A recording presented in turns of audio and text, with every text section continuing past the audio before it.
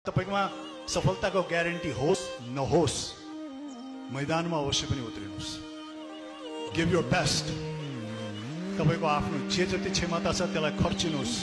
जीवनमा त्यही व्यक्तिको महत्त्व हुन्छ जो मैदानमा उत्रन्छ, जो मैदानमा उत्रेर सङ्घर्ष गर्न राजी हुन्छ, जो रगत पसिना बगाएर धुलो हावा माटो खाएर आफ्नो सफलतातिर लम्कने हिम्मत गर्छ।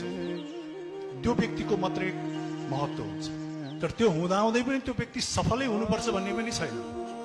कति व्यक्ति सफल हुनुहुन्छ, त्यो सुनमा सुगन्ध हो, तर कमसेकम तपाईँ सफलता हासिल नगरे पनि तपाईँलाई यसमा त सन्तुष्टि हुन्छ कि तपाईँले सक्दो गर्नुभएको थियो, आफ्नो बेस्ट दिनुभएको थियो, आफ्नो पुरा क्षमता त्यहाँ लगानी गर्नुभएको थियो। तर त्यो गर्दा गर्दै पनि तपाईँमा सफलताको हात लागेन। कमसेकम तपाईँमा एउटा अद्भुत किसिमको सन्तोना त हुन्छ, एउटा सेटिस्फ्याक्सन।